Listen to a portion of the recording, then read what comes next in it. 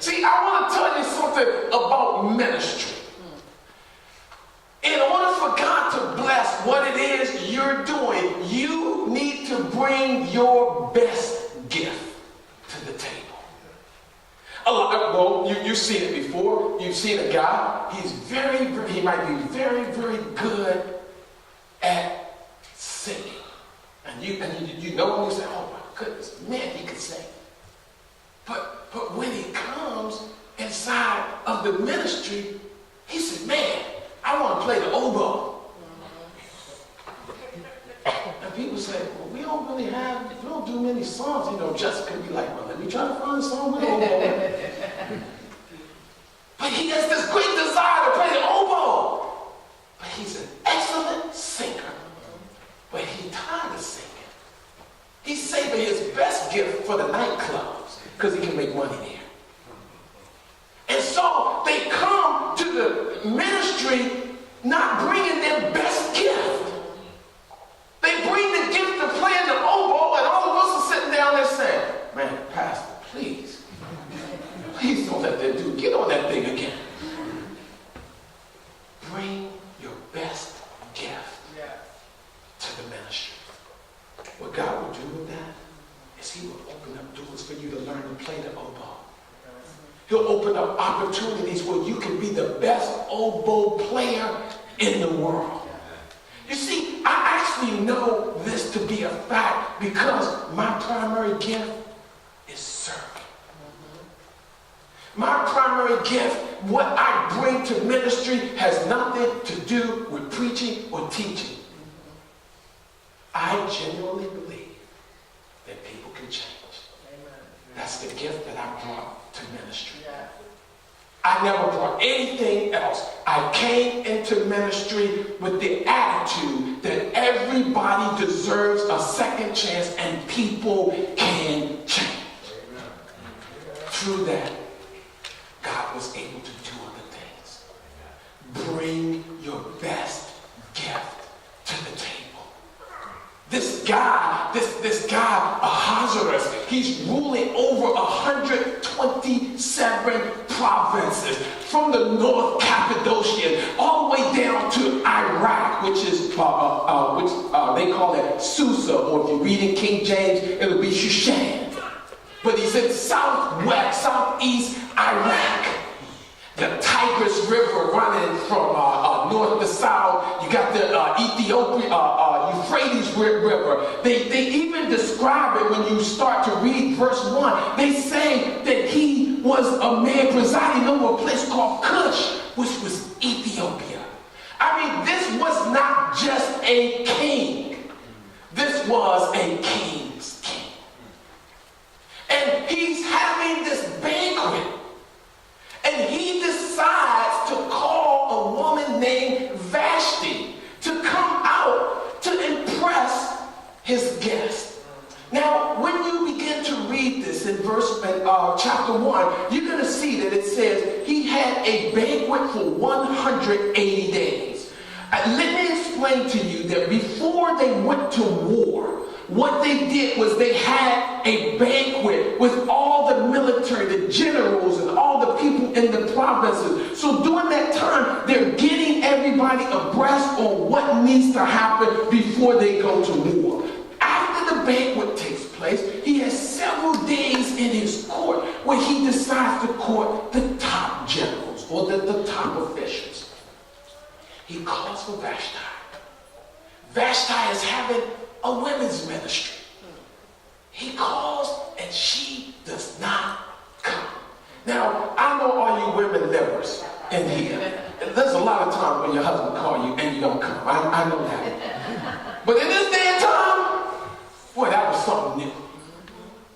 The king said, in fact, I believe that the king never seen this before because he didn't react immediately. The Bible says that he went to his officials and said, what can be done to a woman that do something crazy like this? Amen. And I can see some of you all have read this.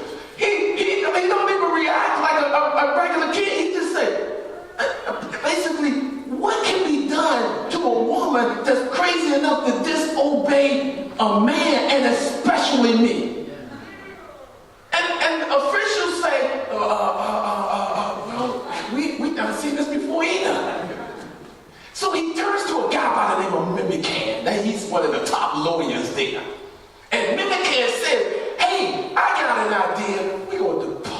was her. And he probably used some language like y'all. He said, we're going to depose this.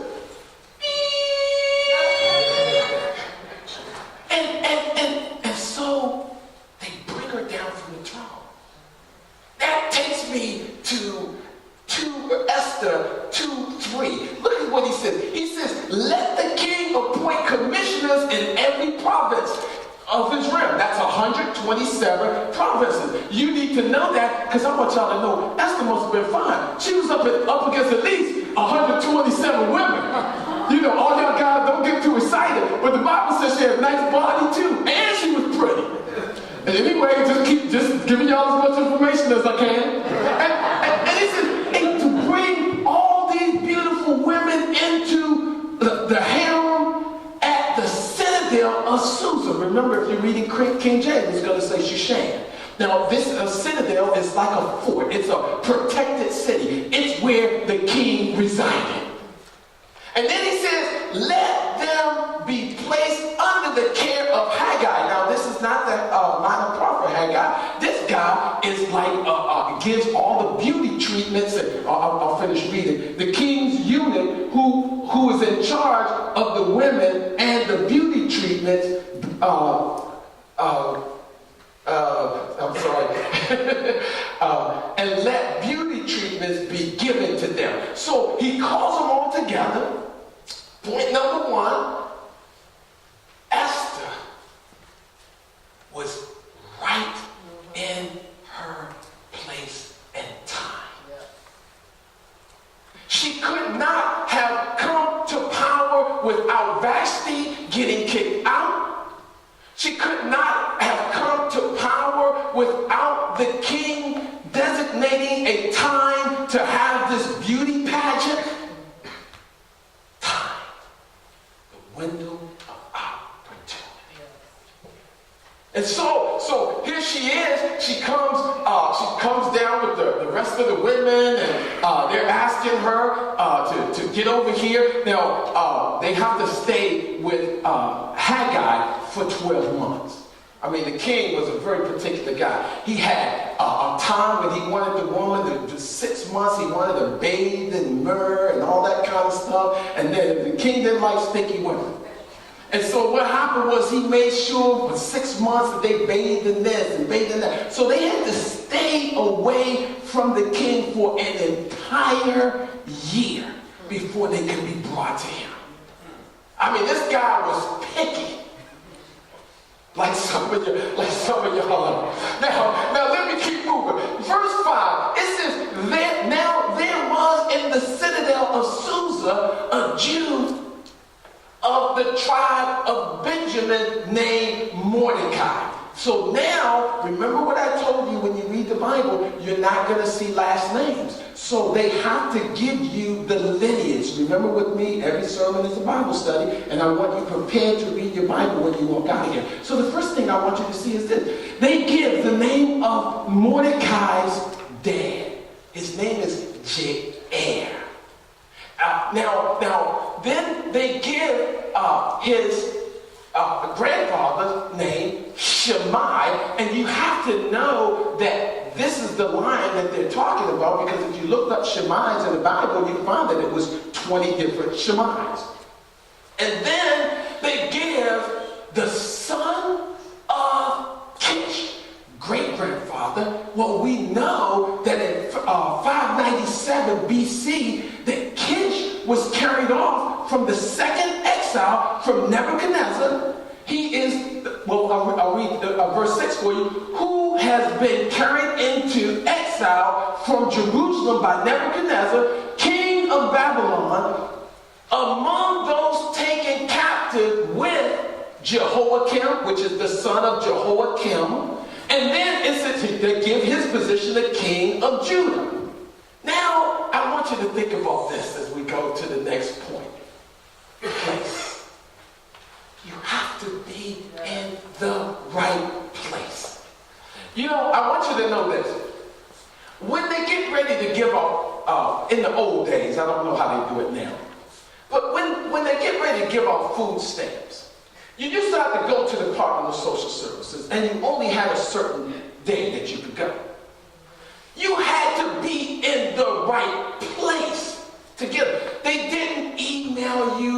no little card that you could swipe. They didn't hold them over for you for 2 weeks and say, hey, I got to get there because I was out of town. You have to be in the right place. And everybody in this room said, I ain't had no food stamps lately. But you had to be there in the right place. Look what happens here. Mordecai has a cousin named Hadassah. Her father is Abihail, who we believe is the brother of Jair. So Mordecai's uncle, Mordecai's dad and her dad are brothers. She's a very nice looking woman, as you're going to see, whom he had brought up because she had neither father nor mother. This young woman was known as Esther, had a lovely figure, and was beautiful. Mordecai had taken her as his own daughter when her father and mother died. You have to be in the right place to receive what God wants you to have. I'm not telling you where the right place is, only you know. But this is something that you need to be thinking about. Am I in the right place? I'm guessing, I'll take a shot at this. I'm guessing that if you want to be a part of our praise team, but you're not here on Thursday nights when they practice or when they go over there Wednesday night, and you're not here on Sunday, I'm just guessing that you're probably not going to be, you're probably not going to sing very much. I'm just taking a guess because I don't know what the praise team do. But I'm guessing that if you're not in those designated places, so you can't just lay up in your bed at home, Father, in the name of Jesus, I want to be a part of the praise team. You have to do something. Amen. You would have to show up to the practices. You would have to participate in what's taking place. And I'm just using the praise team as an object lesson, but that's for any ministry. You would have to be in the proper place to do or perform that ministry. And so I'm talking to you leaders today. God is calling you. And I'm talking about your job. I'm not just talking about ministry. I'm talking about all these other things that you have said you wanted to be a part of. God has called you to be in those places to make a difference. We need to think about that, the time, the place. And then I want you to see this. It says, during the time Mordecai was sitting at the king's gate, Bethana and Teresh. Now, there's something called the Septuagint that some people may read. It's the oldest Greek translation of the Old Testament. And they call this guy Gabbatha and Thurah, two of the king's officers who guarded the doorway, became angry and conspired to assassinate King Xerxes. Now watch this. But Mordecai found out about the plot and told Queen Esther, who in turn reported it to the king, giving credit to Mordecai. I could actually use this to say he was in the right place. He reported this information to the queen, and guess what? If she had not been in that royal position, it wouldn't have mattered what he told her, because she would have had no access to the king at all. And so I'm talking to you now about position.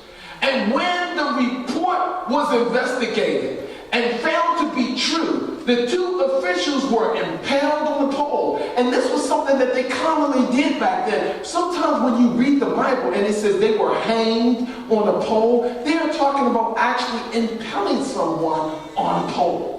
The way that if you read about how Nero tried to destroy Rome, and they say he was impaling Christians and hanging them up and burning them or things like that, that's one of the punishments that you would have received. These guys were impaled on a pole. I'm sorry. So all this was recorded in the book of Annals, which is the Chronicles, in the presence of the king. Now, I want to take you back to position. So Mordecai, he unhatches this plan. He hears that this plan is going to take place to kill the king. He goes and tells Esther. Esther in turn tells the king and saves his life. What I want you to know, that if you're not in the proper position, no one can hear you. Amen. I know some of you have been offered managerial jobs, and you have said, no, I don't want that job as a manager. But then when it comes time to making change, you say, they ought to do this. They ought to do that. You should know. You ought to took the job and you could change it. Oh, I don't want to be no supervisor. They work all them long hours. I don't need no title. Hey, I hate to tell you this, because I'm not a man of titles, but sometimes that's exactly what you need, is a title. Because it allows you to walk through doors that you couldn't get through without it. It's not that you feel that it's a big thing, it's that they feel it's a big thing. So if you don't believe me, go ahead on down to the White House without a title. Let's see if you get in. Take a picture, send me a selfie, and see what the Secret Service get a hold to you real fast. So this is what happens here. I'm showing you that you cannot turn down these positions that put you in a place where you can help more people than yourself. You say, all this stuff in this store is way too high. Be a part of the managerial team so you can mark it down. You say, oh, we ought to have longer hours so people can get services, this, that, and the other. Be a part of the leadership team so that you can make it happen. And so Esther was able to change some things. Why? Because she was in the right position of servitude. Here, I want you to look at this.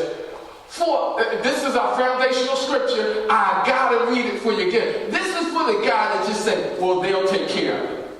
You know, there's a couple people out there, I forgot, not in this congregation, but maybe another church. You know, there's a couple of them around here. So this may be another guy.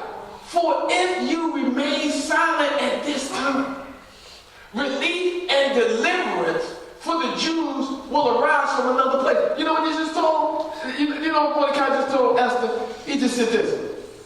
You ain't the only way that this is going to happen. You better be a part of it since it's offered to you. And then he goes on to tell her this.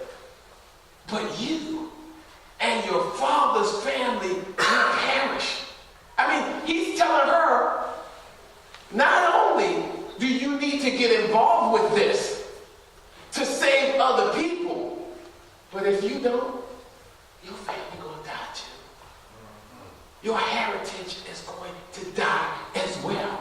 He goes on to say this, and who knows but that you have come to your royal position for such a time as this. Purpose.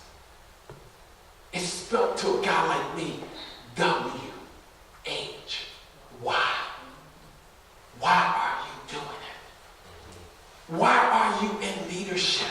Why would you want someone to follow you? If you plan on running, as soon as the first person pull out a slingshot, why do you want people to follow you? All you're going to do is get hurt trying to run over top of them. Why don't you stand back and let somebody else get in front?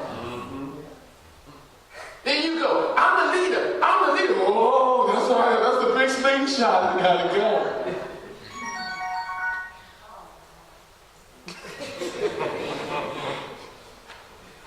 Verse number 15.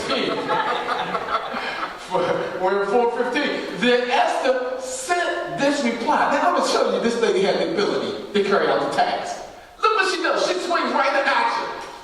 Then Esther sent this reply to Mordecai. She said, go gather all the Jews who are in Susa and fast for me. Now remember, this book does not mention the word prayer. However, she gets the job done. Now there are only two books of the Bible where they won't mention God, and that is Song of Songs and Esther. But she gets the job done. She says, hey, I need you guys to fast for me. And then this is how she puts it. She said, do not eat or drink for 3 days. Well, first of all, if Esther had friends like some of y'all, some other people, and somebody told them, said, don't eat for 3 days. I remember my old pastor, Pastor Howard, has gone home to be with the Lord. He told us how he and some friends got together and fasted. They were fasting, and I forget what they were fasting for. And he decided to just stop up to the guy's house. He walked up to the guy's house. The guy came to the door with a piece of chicken in it. And he told the guy, he said, I don't mind you eating. Just let me know so I can eat too. She asked him, she said, fast 3 days, and 3 days, night or day.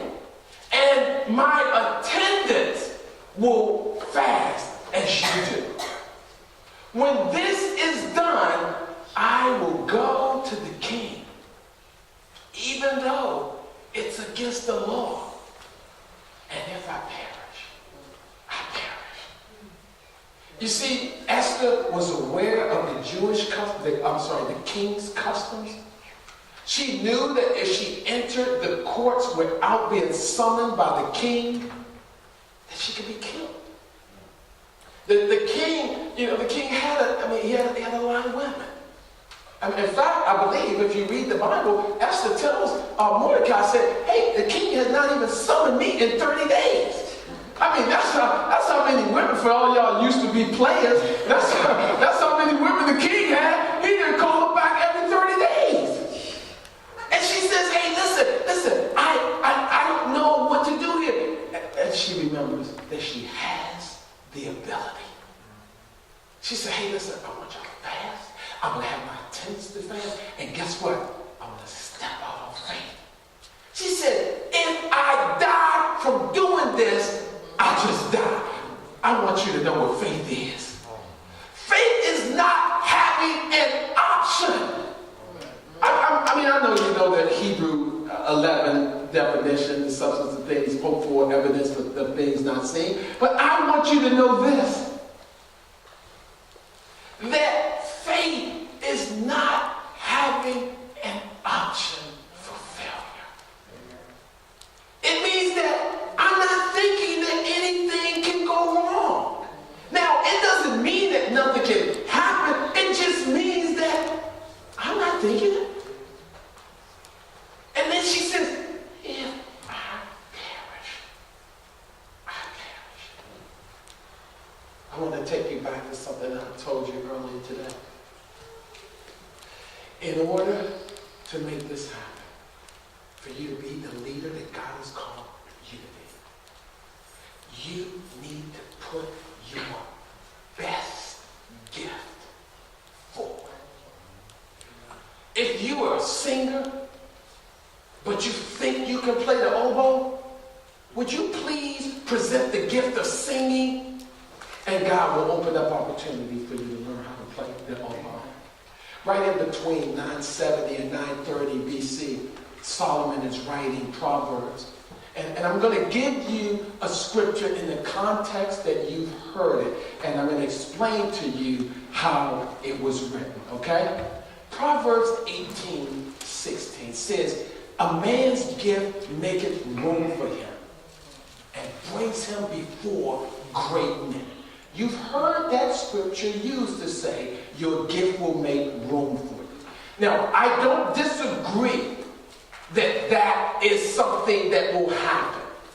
Although, when Solomon wrote this, he was talking about a tangible gift. He was talking about worldly matters. He was saying, if you give someone something first, it's a good chance that they will probably hear what you have to say.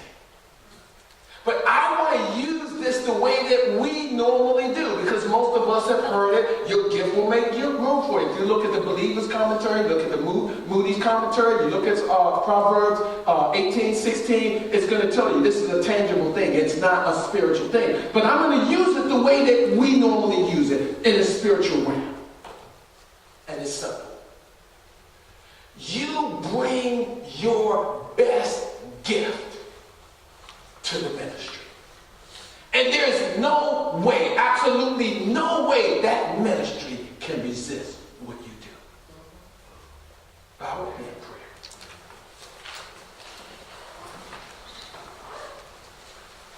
Father, in the name of Jesus, there are people in this room, God,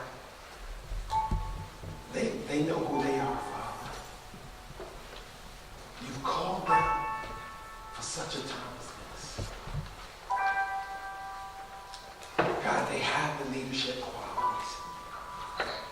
They've caught up with that space and time called window of opportunity. God, they are in the right place. Father, as I see it, they're positioned properly. God, they have the right purpose of heart. They understand the why. And they have the ability. God, you speak to them, Father.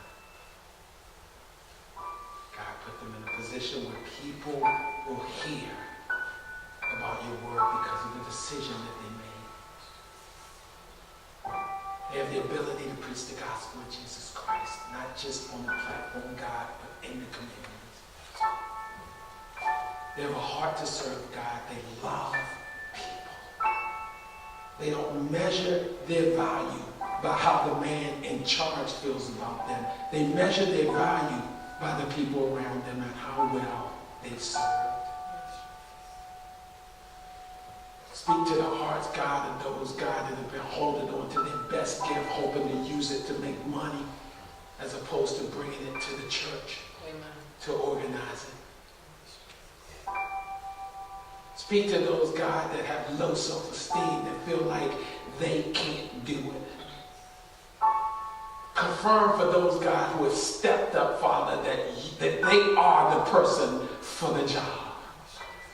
Lord God, I know that there are people out there that are looking around saying, he does not belong there. She does not belong there. But God, because of you, because you're an equal opportunity God, we're able to serve in capacity that no man can understand. So, Father, I pray, God, that each and every person under the sound of my voice is accepting what you have for them.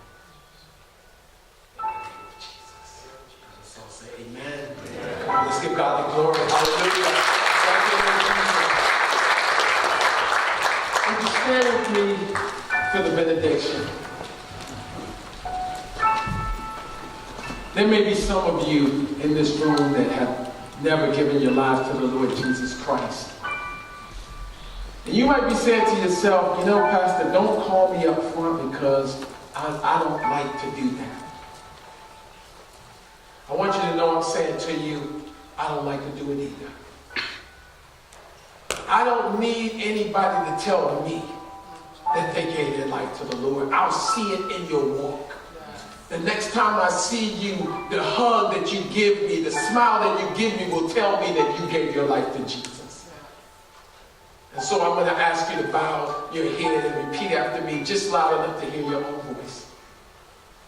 You say this prayer with your mouth and believe it in your heart, then you will accept Christ. And if you want to tell someone about it, we have a room to the left. As soon as you walk out of this door, stop in. Tell the minister in that room, I just gave my life to the Lord. And then walk over to our visitors table if you're new. And tell that beautiful young lady that you liked the people that you came in contact with. And you'd like to be a part, or like to hear more about what we're doing. Repeat after me, please. Father, forgive me for my sins. Father, forgive me for my sins. I believe Jesus Christ is the Son of God. is the Son of God. I believe that he died. I believe that he died And that he rose and he rose for my sin. for my sins. Please accept me, Lord, Please accept me, Lord, as I accept you. as I accept you. In Jesus' name. In Jesus' name. Now, if you said that prayer with your mouth and you believe it in your heart, you are saved. You can mark this day on your calendar.